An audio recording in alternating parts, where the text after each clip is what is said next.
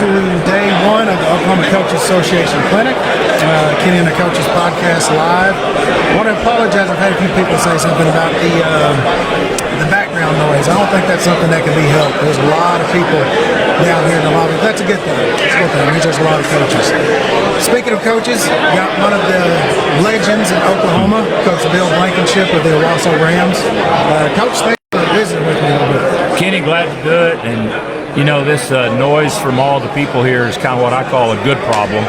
You know, I mean, I'm sure it's a little tougher on folks, but man, I love seeing a lot of coaches here wanting to fellowship, get to see each other, and get better. Yeah. Now, you spoke once this morning, and you're going to speak this afternoon. Right. How'd that first session go? It's been really fun. Mr. Dozier Wayne had talked to me about last year while I was enjoying my so-called retirement. He had an idea that he wanted to implement, and that was to put a class together here at the clinic for first and second year coaches, and it's not really a number, but just people getting in the business. How could we help them do a better job, be more prepared? You talk to a lot of veteran coaches, and they're saying, well, these guys and gals are coming in, and they just don't have any idea the way it used to be. You know, and maybe part of that's our old way of thinking, but we're just trying to help. You know, I got to serve as an athletic director for a pretty good number of years at Union, and then also being a head football coach at big schools where I have a big staff. Yeah. And so we started talking about, what do I wish guys would come in knowing? You know, if they already knew some of this, think about how much faster they could progress. And so that's what we're trying to focus. We had actually 2 hours this morning. We're going to go back at 1 and have another couple hours, and just trying to give them all kinds of tips on everything, but from how to develop a philosophy, why do you coach. We just got finished with job search and interviews, some tips and things not to do. And we're going to talk about, hey, I got the job. I'm a new assistant coach. Now what?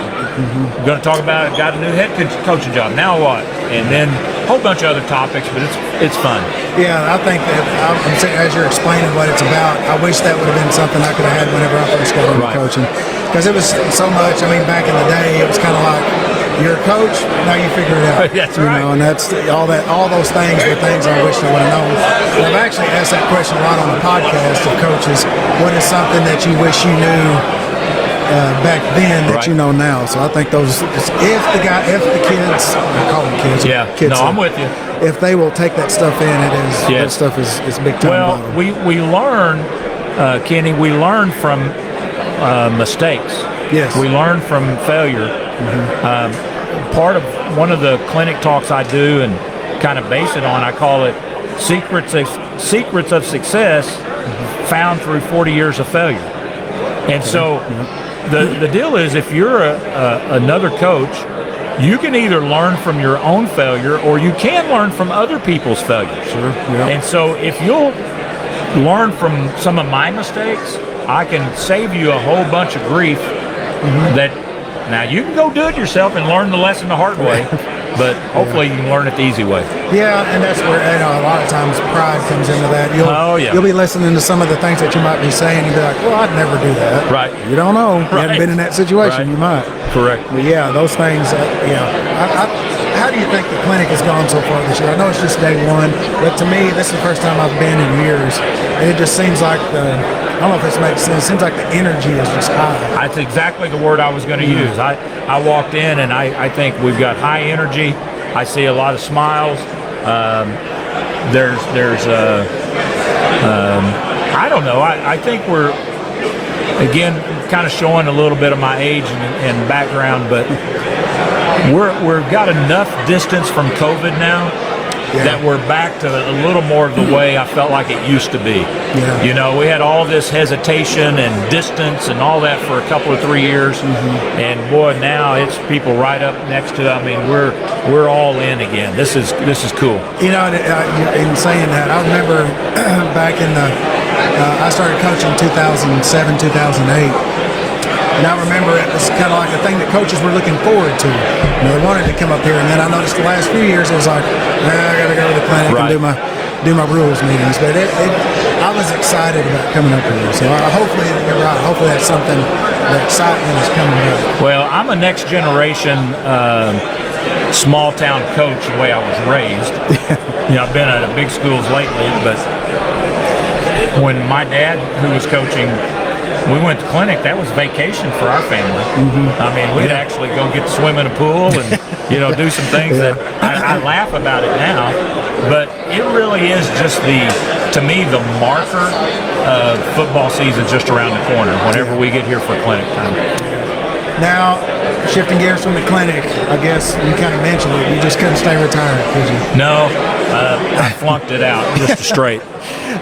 If you don't get it out of your system, I mean, how have things been since you've been back? Really good. And Kenny, I don't mean to chase this rabbit, but I think it's interesting for me.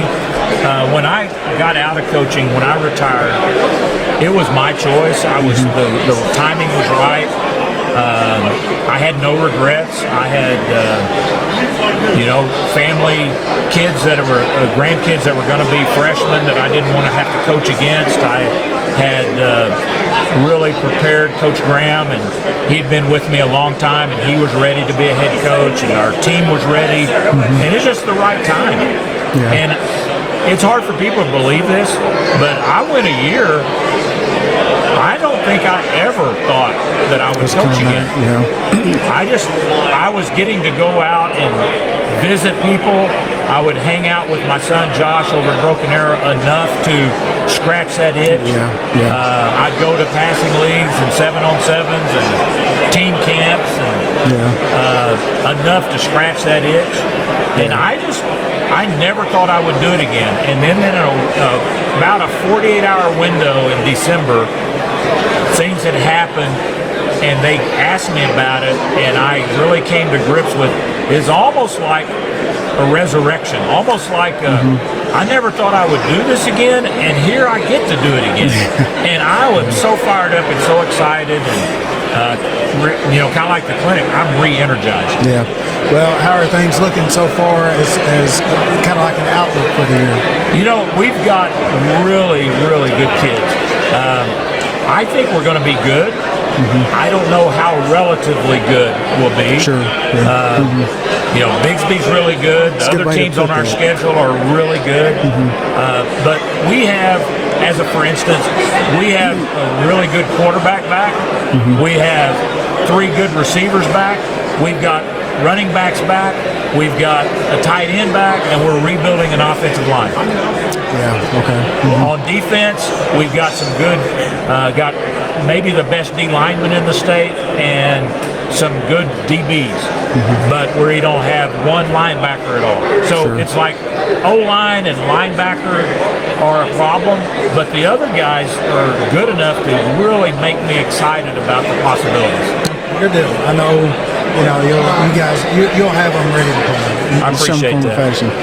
Now, before I let you go, kind of speak on we may have already talked on it, but I kind of want to reiterate it just because the energy's kind of got me just excited. What is it about over the years that you've come and done these coaches clinics, just attended them, spoke at them, what is it that you enjoy the most about this week? When I first became a coach, I told you I was the second generation. My dad had been a coach, and he had become a school administrator, and he advised me. So when I got into coaching, he gave me some wisdom that I would tell everybody here. He said, just about every coach that's been doing this a while does something really good and maybe better than anybody else. And he said, if you'll talk to them enough, they'll tell you. And that's the one thing I said over the years is I love to come and learn how the heck do you guys do that so well? Yeah. And where it might be something that I know how to do, I'm fascinated to learn a better way to teach it, or a easier way to rep it, or a little tweak of the footwork that makes it an easier way to do it in a better way. So I love getting to hang out with guys and figure out what they're good at and get them to talk about it. You know, and that is something that you have to do in person. Yes. You can't do it texting or over email. I agree. I'm loving seeing all the people coming, like you're saying, hadn't seen each other in a while. All that stuff that you spoke of. Right. It's this week. It's like I don't know, kind of like your community's like your community's days week, whatever you call it, your settlers, whatever. Just kind of like that for coaches. That's exactly right. It really is. Now, before I let you go, I've been asking everyone a different Mount Rushmore question. Okay. And I know you coached, your head coach at the University of Tulsa for a while. So who would be on your Mount Rushmore of Tulsa players that you coached? Tulsa players that I coached? Yes, that you coached. Okay.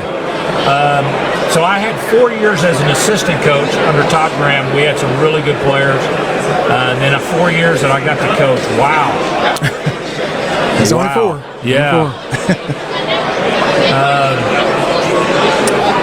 Okay, I had him in I was a running back coach for a while. Charles Clay was a great all-around back and receiver. Played in the NFL several years. Outstanding young man and player. So I've got Charles Clay up there somewhere. Okay. Boy. And again, I'm going to probably just go to personal, where they maybe mean so much to me. And in our great years, we had 2 championship years at Tulsa while I was the head coach. Trey Watts would have to be one of those guys. Okay. Trey was JC's son that came as a walk-on at Tulsa and then became our star running back, had a chance to make it in the NFL, had a couple or 3 years there. But Trey just became our go-to guy. Sean Jackson may be one of those guys. Sean, they were just replaying some of the highlights. Sean had an interception return for a touchdown at Notre Dame. He finished leading the history of Tulsa in sacks and a whole lot of other stats defensively. Sean's a kid that played right here at McLean High School. I think we were his only scholarship offer. Wow. And I was thrilled to get to coach him. Let me think. Got room for one more on the mountain. Yeah. Boy, I'd have a hard time. People that are listening with Paul Smith was there during that time. I got to coach Dane Evans. Dane's my guy. Paul was our guy. I'm not going to choose between those guys. Let me figure out some safe one. I don't know. Maybe I'll just leave a spot. Okay. I'll leave a spot open and be thinking about that. We'll come up later. All right. That's a diplomatic way to do that. Well, Coach, I really appreciate you taking a little bit of time to do this. I know you're in between speaking, so I appreciate you visiting with me. Kenny, love that you do this. Anything that's good for coaches, I'm all about. So I love you kind of going extra effort in with all this stuff. Well, it's fun to do. It's fun to do. All right, brother. All right. We'll see you guys back here at noon.